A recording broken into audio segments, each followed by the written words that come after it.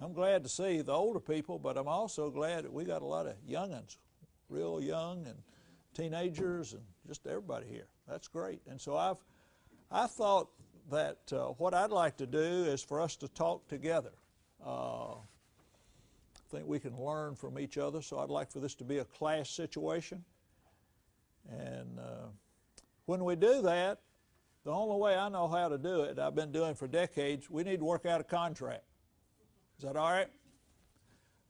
When I lead a group, whether that group is me and one more or some more, then I like to work out how we're going to relate to each other.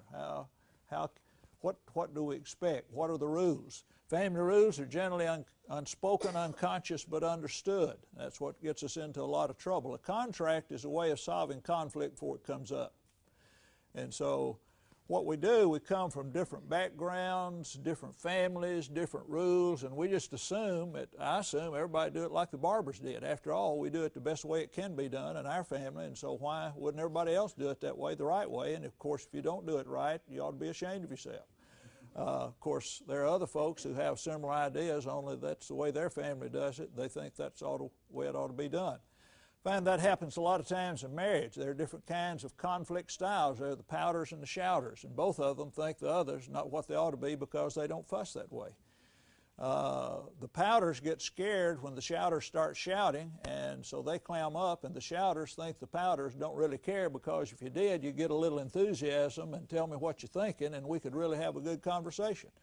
And so then they tend to make each other the way they already are. So let's see if we can negotiate. Would you give me permission to be the leader of this discussion? Is that agreeable? Why would I need to ask that? After all, the elders have asked me to come and conduct this meeting, and my name is on the literature. Why would I need to ask permission to be the leader? Anybody have an idea about that? So you won't have very many chiefs. Okay. How many people is a leader leading in a group? The ones who want to follow, and that's it. That's who he's leading, or she is leading. If you're the mama or the teacher or whatever, you're leading the ones who want to follow. And the others you aren't leading. Somebody said if you want to know if you're a leader, turn around and see if anybody's following. If they're not, you're just taking a walk. How much power and authority does Jesus have? All. Matthew 18, 28, 18, all power, all authority has been given to me in heaven and earth. How many people is Jesus leading? Whoever desires. Revelation 22, 17. Only the folks that want to are the folks who are following him. He gave us free will. So, I appreciate that. If you change your mind, let me know. I wonder if it's okay in this group if we speak one at a time. Is that agreeable? See, sometimes we subgroup. People start whispering and they go back and forth. And what is that doing when the group starts subgrouping? What is that saying to the person who is speaking? You're out of control. What you say is not important. We got something more important going on.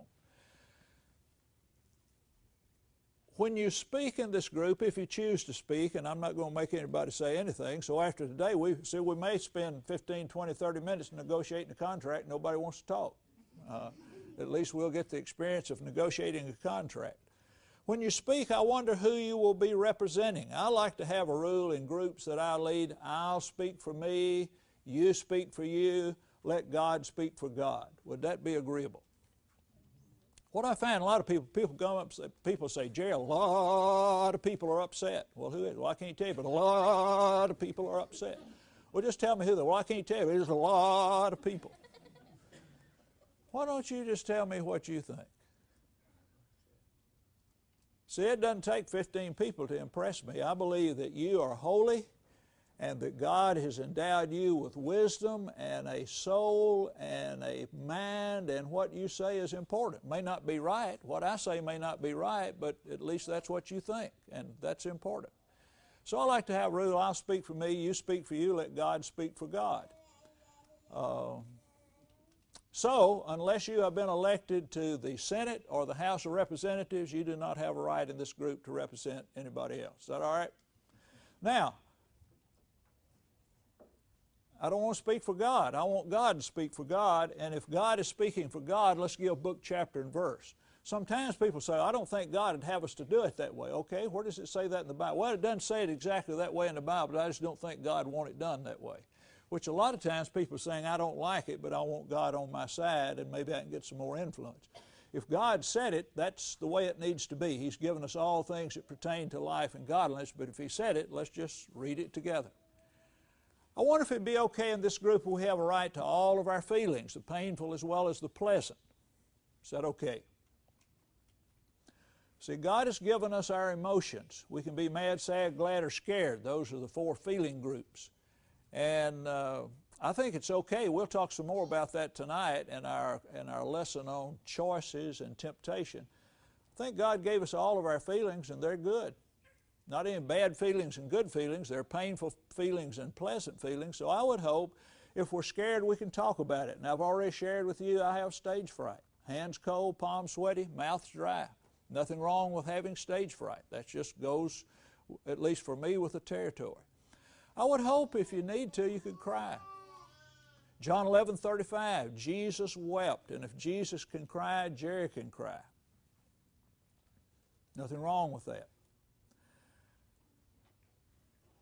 I hope we could have some fun. If we need to, if something funny happens, we could laugh. Is that all right? But I like to have a rule that we will laugh with each other and not at each other. Is that okay? What's the difference between laughing with and at? What's the difference? Laughing at somebody, you're making fun of them. How does that feel if you're the one being made fun of? Not too good. How can I tell if I'm laughing with or laughing at someone? That's the first thing. Check and look real closely and see if they're laughing. If they are not laughing, then you are not laughing with them. You can't laugh with someone who is not laughing. However, Solomon said even in laughter the heart may ache. Some folks laugh to keep from crying. And so one of the best ways is to ask. One of the most powerful times I ever saw this, when one of the things I do in interim ministry, and did it before then, we have a class called Learning to Love My Friends. It's a 10-session class, lasts 2.5 hours each night. And we were doing it with the elders, staff, and spouses at Barry's Chapel, my last full-time ministry. We just appointed 4 new elders, and so it was a good bonding experience, elders, staff, and spouses. And one night we were in a discussion, and one of the elders' wives made a comment, and someone else said, yeah, that sounds just like a Yankee. And about everybody joined in laughing, and I noticed she wasn't laughing. So I asked the question, Emma, does it feel like we're laughing with you or at you? And here's what she said. Jerry, 14 years ago, when we moved to this area to work with Saturn, we visited a number of congregations. We decided we wanted to go to Barry's Chapel. We've been happy with that. As soon as we placed membership, we started teaching classes. We were on the visitation team. My husband now serves as an elder. It would really be good if we could just be Christians at Barry's Chapel and not be Yankee Christians. She said first 2 or 3 years that was kind of funny, but it hadn't been funny for a long time. What were people telling them when they referred to them as Yankees? You don't belong here. And that's going to be part of our Wednesday discussion. We're talking about bridging the race gap or the prejudice gap. We can have prejudice of all colors and kinds. But what she's saying is, you know, it'd be really good. Is there any hope that I'll ever get to be a part of this group and just be accepted and not be an outsider? The fellow who taught me some of these principles, and the background for that, I went to 2 Christian colleges for 4 years. And in those 4 years, I had 50 minutes instruction on how to work with people. 50 minutes out of the whole 4 years. Brother Elvis Hufford came in one day to a preacher in his work class being taught by Brother William Woodson and talked to us about counseling, and I don't remember anything he said. So it was just kind of hit and miss for a long time, and this fella came in, was a counselor. I'd never talked to a counselor in my life. And he started working in our church building on Mondays. And that first day he was there, the first Monday in January 1982, he steps out outside the library where he was had been talking with people, and I stepped outside. He asked me, he said, "Jerry, would you like to go eat lunch with me?" And I lied to him and said yes. I really didn't want to eat lunch with him. I didn't want to talk to him. I didn't want him talking with me. I was scared of him. Never talked to a counselor. I don't want to go to a shrink.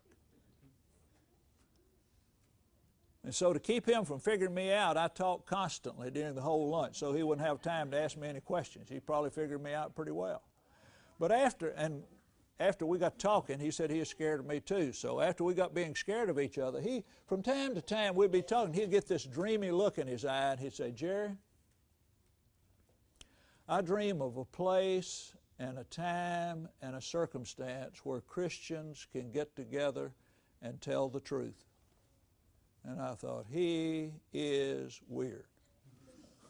I thought Christians supposed to tell the truth all the time. But the more I talked with him, the more I realized what he was talking about. Wouldn't it be good if you could have some people you could just really talk to and tell everything you think and feel? And they would be kind to you, and they would accept it with love. They would evaluate. They would confront and disagree if necessary. They would comfort. They'd do whatever needs to be done that would be helpful to you.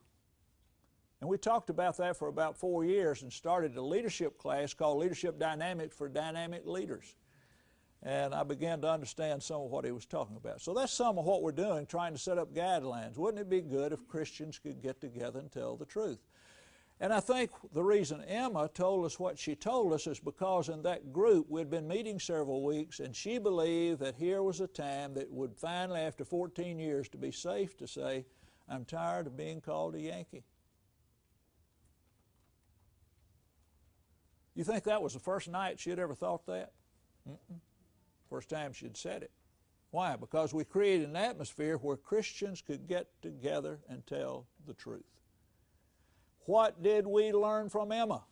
What do you think we learned that night?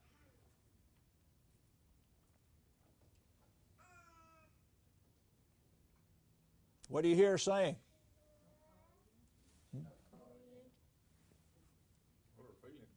Yeah. Yeah. And see, that's been happening over and over and over again. A lot of times we say, "Why did they leave?" Well, maybe been slapping them right in the face for 14 years, but they never had the courage to say anything about it, and they suffered in silence. Wouldn't it be good if Christians just get together and tell the truth? Jesus' method of teaching is, what did you learn from that? And so the classroom is always open wherever we are. We may be in an organized classroom, or we may be out in a cornfield, or watching a woman make homemade bread, or going fishing. Those are all from Matthew chapter 13. He said, if you want to know about the kingdom, watch the farmer, watch the lady making bread, watch the man going fishing. I used to tell about that, and I'd say, "Hey, fellas, if it aggravates your wife to go fishing, don't get up on Saturday morning and say, 'I'm going fishing.' Say, 'I'm going out today to contemplate the kingdom.'" Because Jesus said you could learn about the kingdom by going fishing. Kingdom of heaven is like a man who cast a net into the sea. And I just laughed. Wasn't that good? That's sharp, wasn't it? Till one day a lady came up and said, "Jerry, you are exactly right. In Matthew 13, Jesus said you could learn a lot about the kingdom by going fishing. If you'll back up just a few verses, he also said you could learn a lot about the kingdom by going shopping for very expensive jewelry." And she's right on that. So we can learn all the time. I would hope if we needed to and felt that way, we could be angry. I like to have a rule: you can be angry with me, you have my permission and encouragement to talk about being angry with me. However, you do not have permission to hit me or tear up the furniture. Is that agreeable? See, there's a difference between what I feel and what I do with my feelings. Okay, we could get some more. In fact, if you're interested in more of these rules, there are about 25 or 26. You can go to my website, www.barberclippings.com, look under resources, and you'll find questions for group discussion. Rules for group discussion, or there's another one called Rules for Group Discussion with Commentary, and I like the one with commentary. So, let's see if we can talk some about age.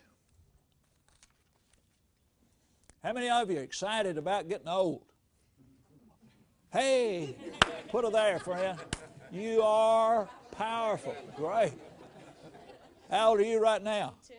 You're 10, and you're excited about getting old. How old are you excited to get old? What age is you looking forward to? 40. 40? Man. Wow. What do you think's great about 40? What do you think would be neat about 40? I don't know. Oh, no. Let me congratulate you. Man, isn't that great?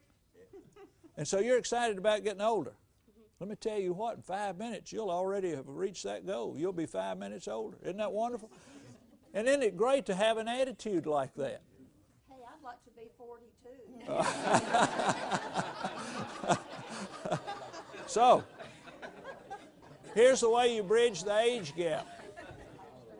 You have people with common goals. He's looking forward to being 40. She'd like to be 40. So, and this is the way you do it. This is the way you bridge the age gap, the gender gap, the race gap, the prejudice gap.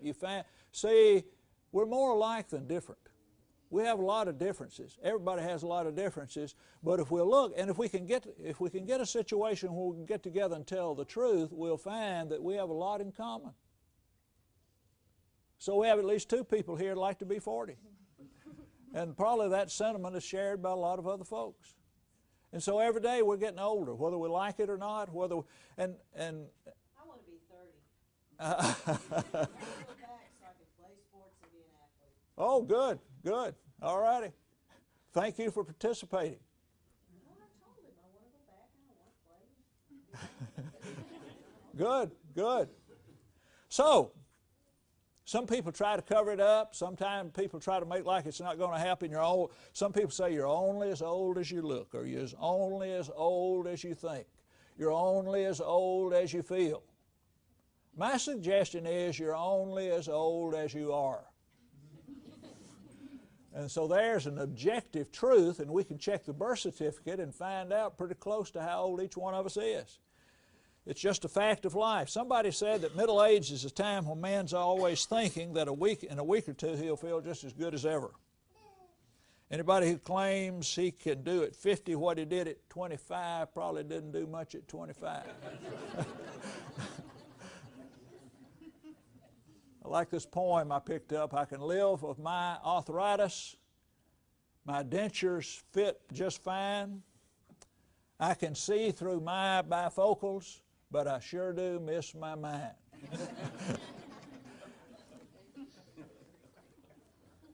While we're thinking about the age issue, I want to look at a biblical character who I think had a great attitude toward age. We find him in Numbers chapter 13 in this particular situation.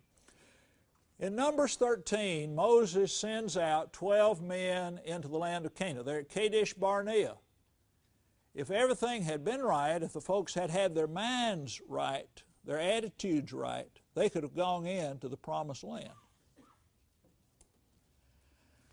And so he sends out these 12 men, Shemuel, Shaphat, Igal, Palti, Gadi, Gadai, Amish, Sether, Nabi, Jeuel, Caleb, and Joshua. You probably talked about them at breakfast this morning. Household names. And he said, I want you to go into the land, and I want you to look and tell me what kind of land it is. Tell me what kind of cities they have. Are they fortified or undefended? What kind of people live there?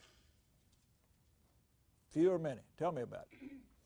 And so they came back and they said, it is a land flowing with milk and honey. In fact, they had a cluster of grapes that was so great that they carried it on a pole between 2 men's shoulders. It was just hung down. If you've ever been to Jerusalem, you've probably seen that symbol, that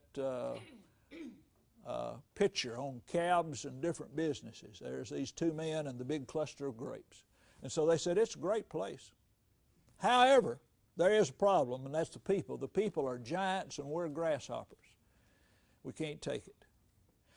And Caleb stilled the people before Moses and said, let us go up at once and possess it, for we're well able to overcome it. He said, we can do it. If God is for us, and He is, then we can conquer the land. And the people said, no. They're giants, we're grasshoppers. And again, in chapter 14, they pleaded with them, they're bread for us, God will bless us. And they said, if y'all don't quit talking like that, we're going to take you outside the city and make you a part of the rock pile. They bade stone them with stones, the King James says. And so God said, here's what we're going to do. We are going to wander around in the wilderness 1 year for every day that they spent in the promised land. And they did. If there were two men who ever had a right to be grumpy old people and said that life isn't fair, I didn't get treated right, it was Joshua and Caleb. Because the Lord said they're good folks. Deuteronomy chapter 1.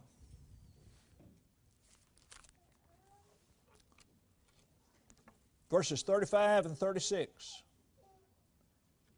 Back up to 34. The Lord heard the sound of your words and was angry and took an oath, saying, this is the Lord speaking, surely not one of these men of this evil generation shall see the good land of which I swore to give to your fathers, except Caleb the son of Jephunneh. He shall see it, and to him and his children I am giving the land on which he walked, because he wholly, W-H-O-L-L-Y, completely followed the Lord.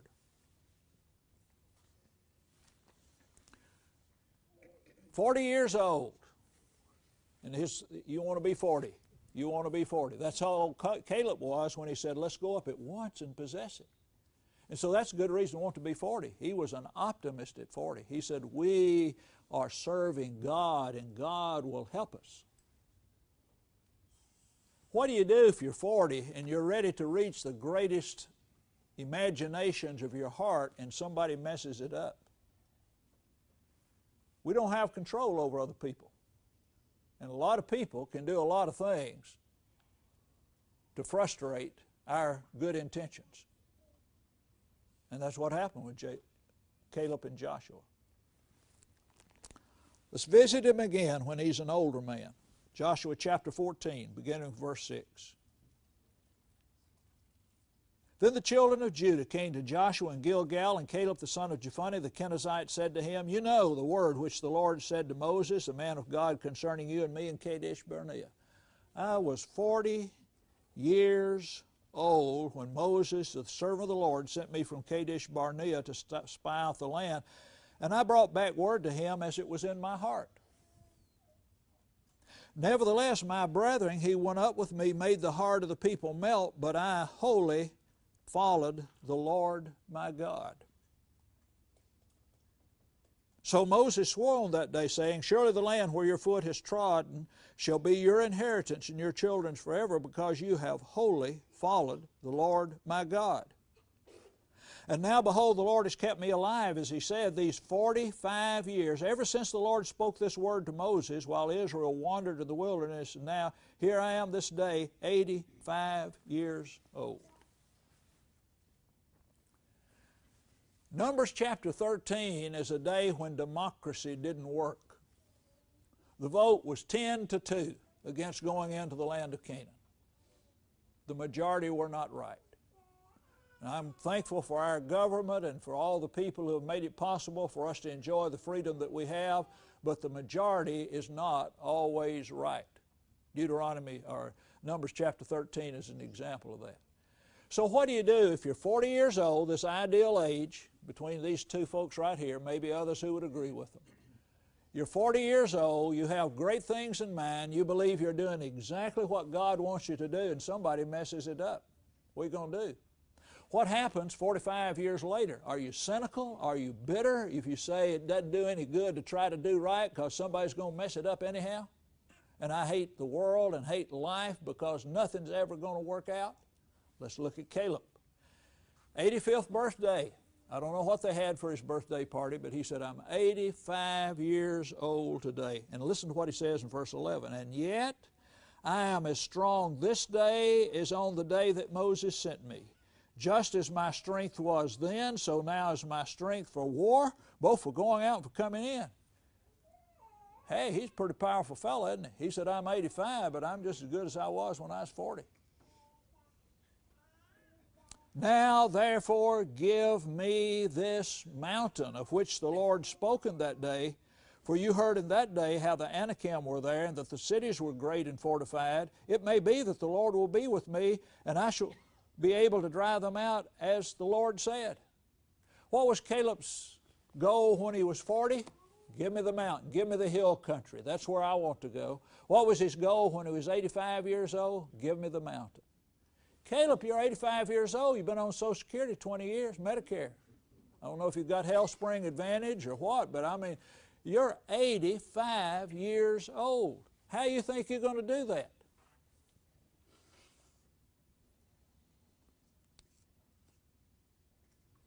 He said, I'm going to do it at 85, just like I was planning on doing it at 40. I'm going to do it with the Lord's help. I wasn't big enough to do it when I was 40, and I'm not big enough to do it now, but if the Lord is with us, it may be that the Lord will be with me, and I shall be able to drive them out as the Lord said.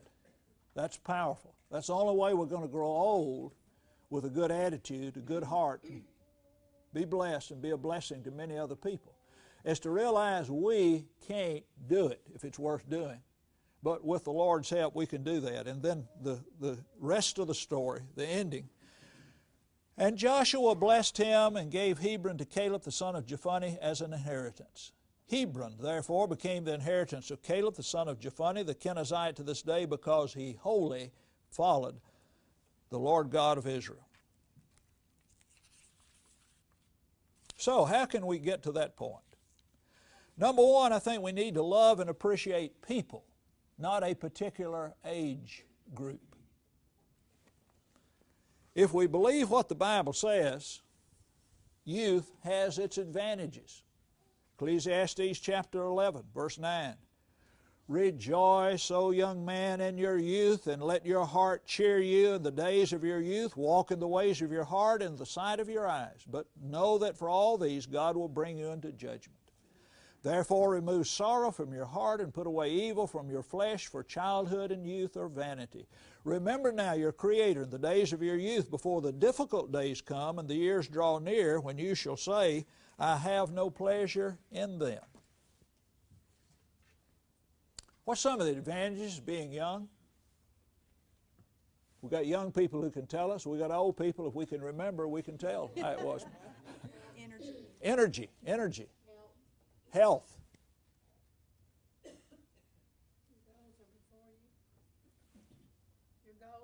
Your goals are before you, yeah. The world is just a canvas. You can paint anything you want to. Wide open. Hair.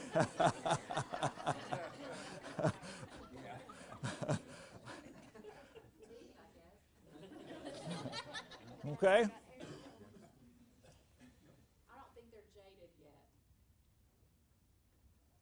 Good point.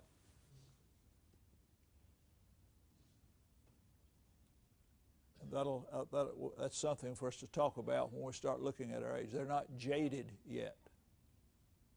Haven't been knocked down as many times as other folks have. Which is a real key to the whole thing we're talking about all week long. How do you deal with your pain? Pain, our hope is in our pain. How do we process that? Advantages of being young. A lot of advantages. What are advantages of being older? And that is a relative term. He's already older than he was a few minutes ago. See, he's already getting that way. Yes, ma'am. Mentally strong. Okay.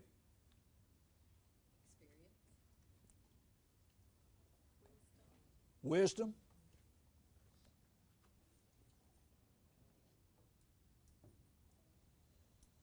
See, wisdom only comes with age.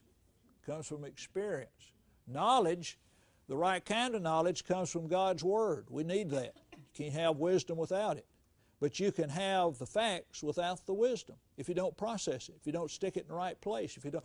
See, Psalm 51:6, David said, Behold, you desire truth in the inward parts, in the hidden parts you'll make me to know wisdom. We often tell people, if you want wisdom, pray for it. James 1:5, if any of you lack wisdom, let him ask of God, who gives to all liberally and without reproach, and it will be given to him. That's right, pray for it. But we also need to tell people to work for it. Proverbs chapter 2, he said if you want wisdom, you need to work for it like you're working for money, and you need to search for it like you're searching for buried treasure. That's hard work. And then we need to tell people where it's found. It's an inside job. Psalm 51 verse 6, you desire truth in the hidden parts, and in the inward parts, and the hidden parts you'll make me to know wisdom. And that goes back to the way Jesus taught people. What are you learning from that? When he washed the disciples' feet, we'll talk about that a little later in the week. He'll say, what did you learn from that? Do you know what I have just done to you? Because if you didn't get it, it won't help you, because your clean feet will be dirty in 12 hours. So if that's all you got out of it was a pair of clean feet, you missed the whole thing. What did you learn from that? And so old age has its advantage. Let me tell you something. Younger people here, teenage and below, have you ever had anybody tell you this is the best time of your life? Has anybody ever told you that? Here's somebody's heard that. Let me tell you something. I do not believe that. At least that's been my experience. How old are you? 18. I remember being 18. That was not the best time of my life. It was great. Went to Hickman County High School in Centerville, Tennessee. 65 of us graduated, and a year from this September, we'll be having our 50th high school reunion. Doesn't that sound exciting? We're going to hoop it up. I mean, we're just going to have a big time. And it was fun. It was fun. Love those people. Good memories. Wasn't the best time of my life. I think that's probably one of the most depressing things that we can say to a young person. This is the best time of your life. If that's true, what does that mean? It's getting worse from here on. I'm here to tell you it's downhill. And man, that's a long time. You're 18 and I'm 67. What's the difference in those two? Can anybody do the math on that? 49. That's right, because the year after that, then Gail and I, anyhow, we'll be having a big anniversary coming forward too. So if this is the best time of your life and you're 18, if that was true of me, it means, man, it is horrible for me right now, because I've been getting worse for 49 years. But my experience is it's not. It was great, but I tell you, the best time of my life is right now. That's the best time I've ever had. Now, I've had a lot of good times before that, but this is the best so far, and I'm hoping it's going to get better. That's what I'm looking forward to. Looking forward to getting older. You and I have a lot in common. We're looking forward to getting older. What are some other things that's good about, we got wisdom. What can happen with your memories? We can reflect on those good memories, and we can collect those and enjoy those. Now, it doesn't come automatically. Proverbs 16:31 said, the silver-haired head is a crown of glory, if it is found in the way of righteousness. Seneca said, nothing is more disgraceful than an old man that has nothing to show to prove that he lived long except years. And so it's not going to come automatically. It's going to be great when you get older. It takes following some biblical principles. There's some pleasures that can only be known by older people. 3 John verse 4, John said, I have no greater pleasure than to see that my children walk in truth. And I know that there's some in this group this morning that looks back and say, boy, that is rewarding. When you can go back and my children, it may be my physical children, it may be spiritual children, it may be neighbors and friends that you've influenced. And this congregation has done a great job. You've been known for your soul winning and your reaching out to people. And really, I was just challenged and said, I probably need to be listening to you when you talked about bridging the gap, because what I've heard about you is that you've done a good job of bridging gaps in all kind of barriers that often stand between people. But isn't it rewarding to look back over the years and say, wow, that's good, that's good. That is going to be helpful as we face the ultimate end of our life unless Jesus comes, which is death. When I preach a funeral, I usually refer to two passages. Ecclesiastes chapter 7, where Solomon said, "It is better to go to the house of mourning than to the house of feasting, for that's the end of all men. The living will take it to heart. Sorrow is better than laughter, for by a sad countenance the heart is made better." He's saying it's better to go to a funeral than to go to a party.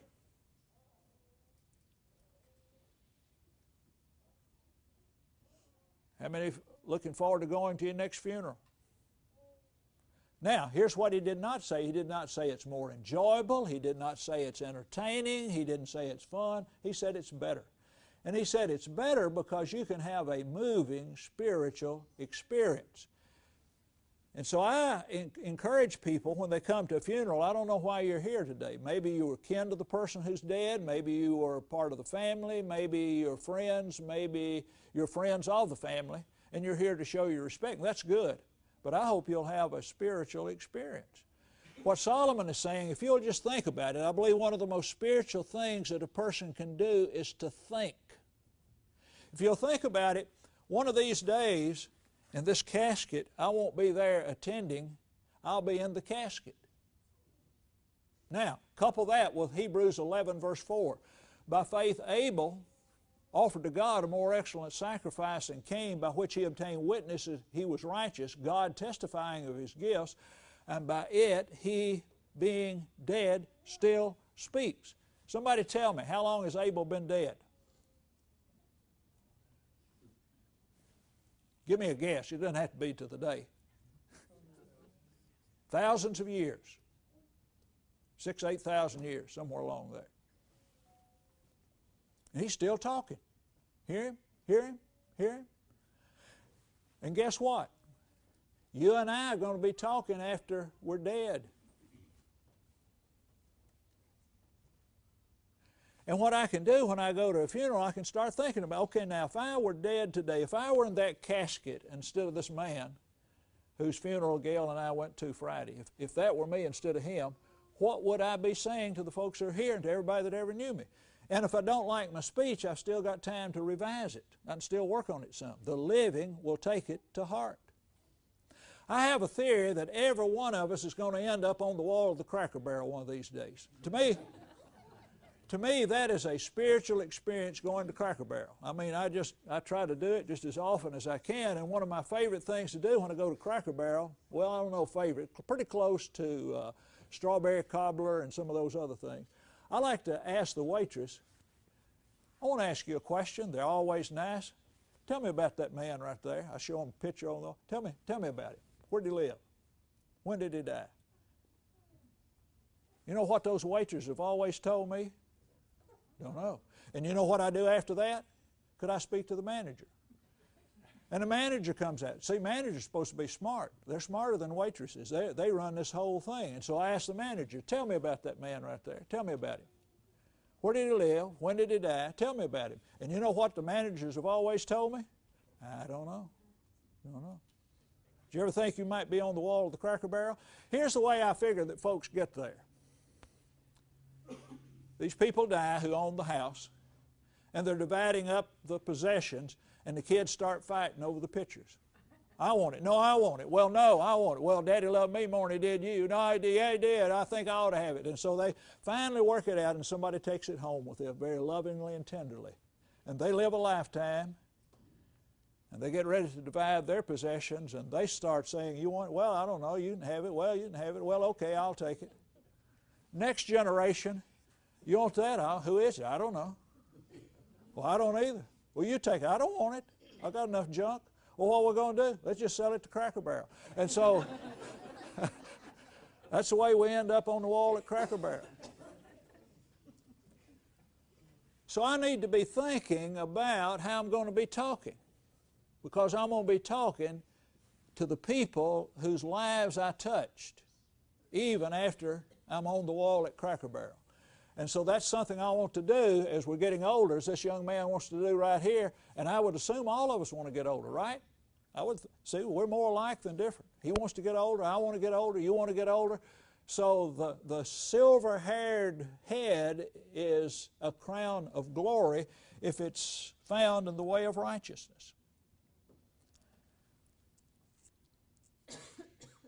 See, the principles for young and old are alike, whether we're young or old. Titus chapter 2, interesting paragraph. But as for you, speak the things which are proper for sound doctrine. Let's stop right there. When you think of the word sound doctrine, what are some of the topics that come to your mind? A sound gospel preacher. What is he going to be emphasizing? Baptism. Good. Other topics.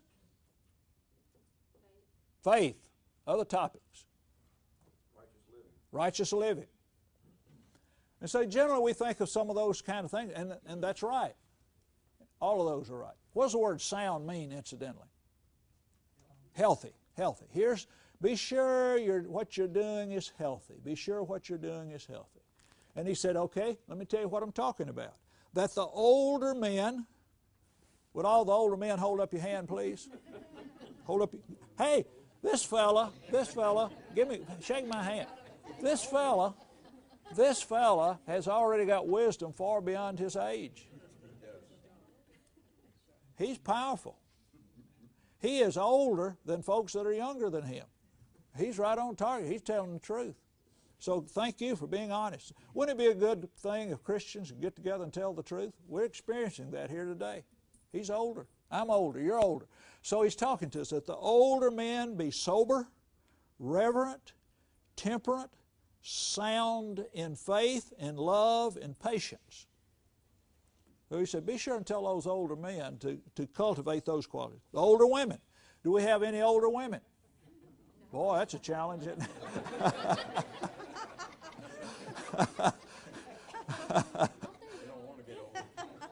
All right. Oh, incidentally, there's another rule that I forgot that I like to negotiate. Let's get that right here before we get in trouble. Is it okay in this group if we disagree with each other? Is that okay? I like to have a rule that we can disagree. I've been leading groups for decades, and so far I'm batting 1,000. Every group I've ever led says we have a right to disagree. Now, if I ever lead a group that says we can't disagree, then I want to talk first because I like my opinions better than anybody else's. Then everybody had to agree with me. But I wouldn't learn anything, so I'm glad. Okay, so some older ladies held their hands up and some other ladies didn't, so we can disagree, okay? That the older women likewise, that they be reverent in behavior, not slanderers. What does that mean? Backbiters. How do you backbite somebody? Talk about them.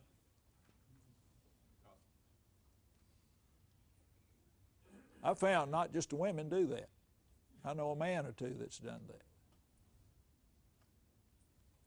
And so if I'm going to grow old gracefully, I don't need to be a backbiter, whether I'm an old woman or an old man. And let me suggest one of the modern ways of doing that is called email. Let me suggest that our Christianity applies in all areas of life. And before you forward one of those juicy bits of gossip, whether it's about Obama or somebody else, at least check it out on Snopes and see if it's the truth. It's not right to lie about anybody and pass out false information about anybody. Not right. That's called slander. It's called backbiting. Or whether it's Romney, it can be either one of them. Doesn't make any difference, but don't pass around stuff that you don't know to be true. Mike Gerganis is a friend of mine, and he posted something on Facebook, and it was powerful. It said, if it's not true, don't send it. And somebody says, well, I don't know if it's true or not. Don't send it. Well, I hadn't had time to check out whether it's true or not. Don't send it. Because if you send something that's not true, it's slander, backbiting, lying. Don't send it. So, huh? Hurtful? Yeah, it is. So, older women, don't do that. Not slanderers, not giving too much wine, teachers of good things. That they admonish the young women to love their husbands, to love their children, to be discreet, chaste, homemakers, good, obedient to their own husbands, that the word of God may not be blasphemed. One of the great things we need to have going on is this, what we're talking about in this class. We need to be bridging the gap. What you do is get folks talking with each other. Wouldn't it be good if Christians get together and tell the truth? If young people who already know that they're older people could say what they think. So let me ask you a question. How does it feel to be 65 years old? Tell me the advantages of Medicare. Tell me about that. I'm interested, because one of these days, well, I don't know if you'll get it or not, but at least we can talk about history. But we can just talk about it. And what Paul is saying, I want the older women to share what you've learned with the younger women. Well, I hadn't done that well myself. Good, you got a lot to share. If you've messed up a lot of times, please tell them that. See, have you ever read the book University of Hard Knocks by Ralph Parlay? Does that ring a bell with anybody? Let me encourage you to get that. You can get it off the internet free. The University of Hard Knocks by Ralph Parlay, the school that completes our education. And he talks about learning from the bumps of life. He was on the Chautauqua circuit around the turn of the century, and he went around giving the speech, the University of Hard Knocks. We learn from our bumps. And so the older women need to be saying, here's the way you deal with disappointment. Here's the way you deal with death. Here's the way you deal with divorce. Here's the way you deal with heartache. Here's the way you deal with your children dying. Here's the way you deal with the loss of a job. And the reason I know that is because I've been through every one of those. And I'm still alive. And not only am I alive, but God is blessing me. If I'd had the choice, I wouldn't have had any of those hurts. But I didn't have the choice. I didn't start it. But it's going to happen. If any of you ever had any bumps in life, would you like to know if you're going to have any more? I'm a prophet. Here's the rule of thumb right here if you're going to have any more problems. Listen to it. It may be worth writing down. If your mother was a woman, you're going to have some more trouble. Job 14, verse 1. Man who is born of woman is of few days and full of trouble. So you're going to have a lot more. We need to learn how to deal with it. Yes, sir.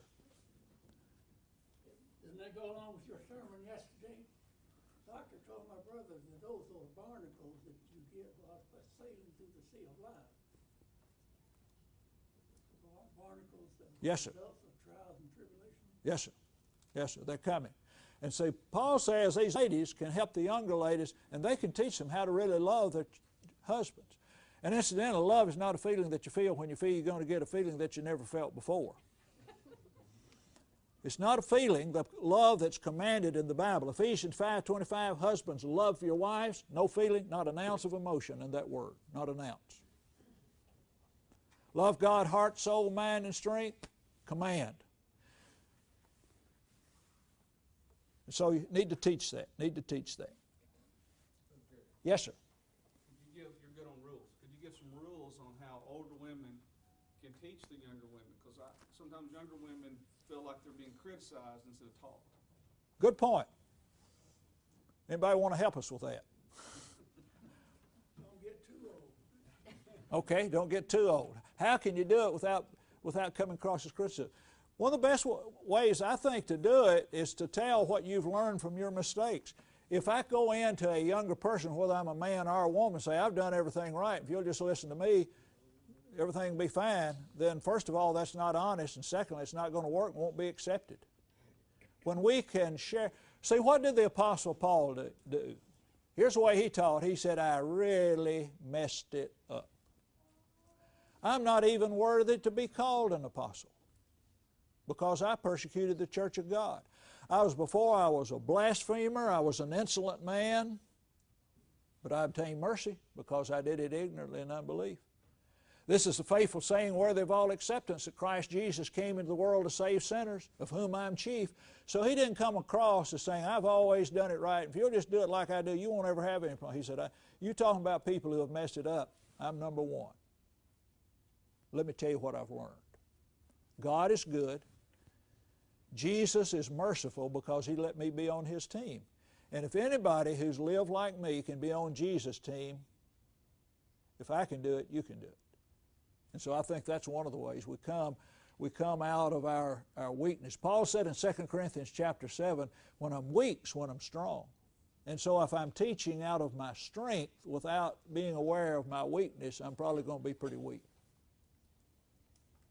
I think another way is to teach them when that's not an important thing for them right then. Like if they're having trouble with a boy, that's not the time to talk about boys. You talk about something else. You separate the two, so they'll listen to you more. A fella, in fact, this same fella who was a counselor, he worked with us as minister of family life for a while there in Dalton, and he would teach classes on Sunday afternoon. He taught a 1/4 class on parenting teenagers.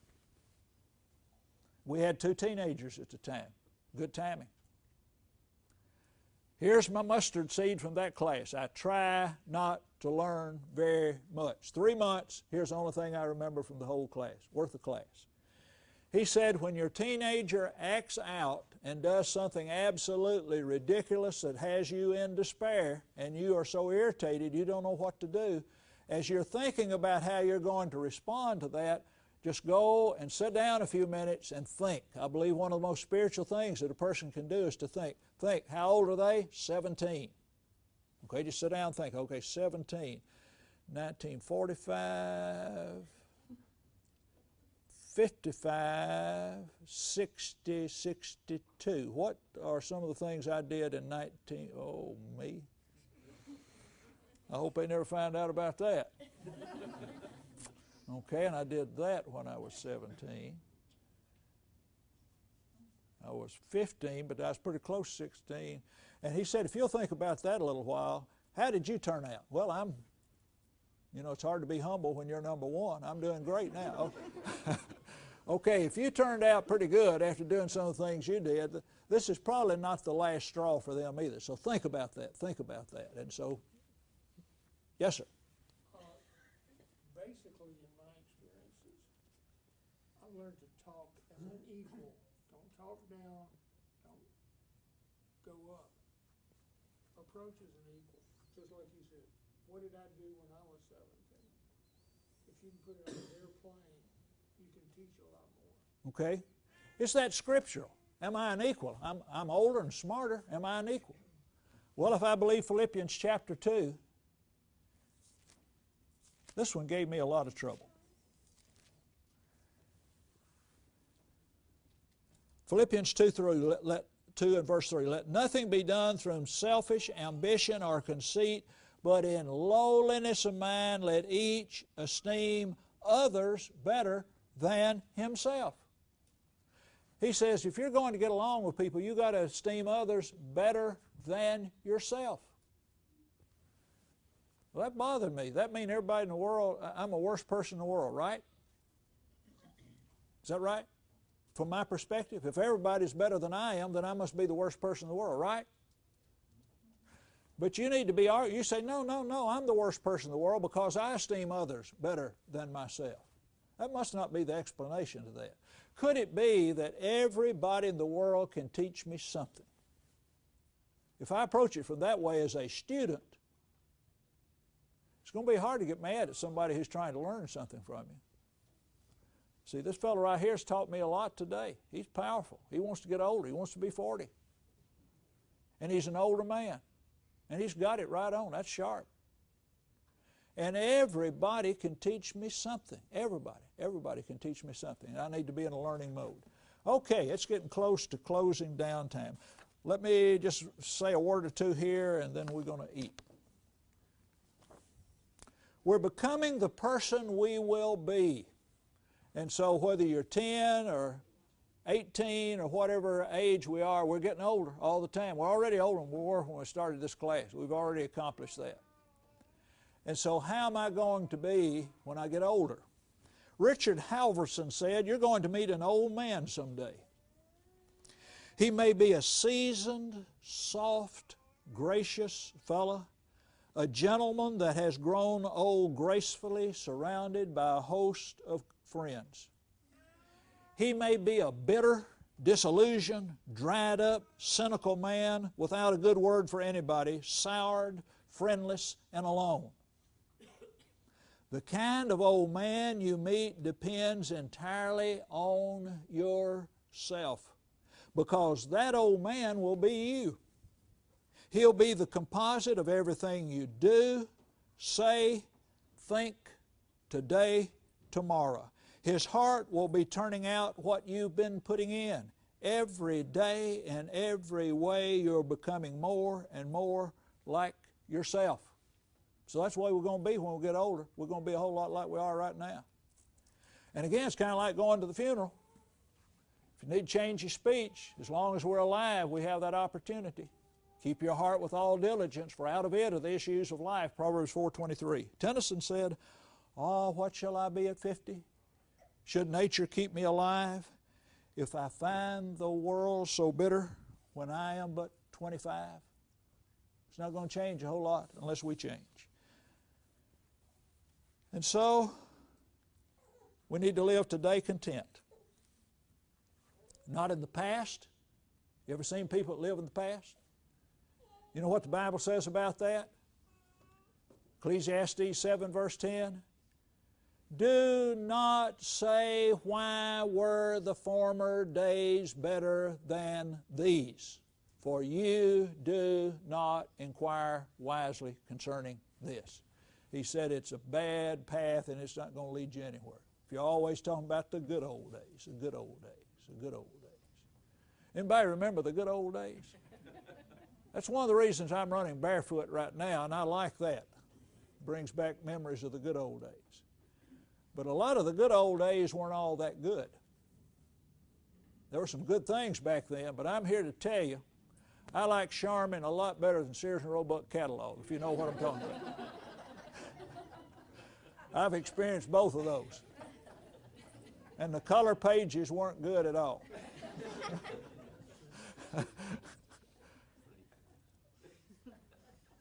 I don't know, but I would just guess that that could be something some one or two people in this congregation might be struggling with in your history right now.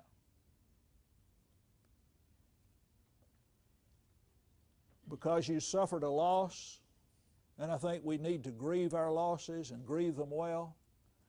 But as we grieve our losses, we need to get to where we can say the best days of this church are in the future if God is our guide. We had good old days, and they were good. But they were good old days because God was directing our path, and the same God is still alive today, and He will be directing us in the future, and He's capable of more good days. Don't say, why were the previous days better than these? You do not inquire wisely concerning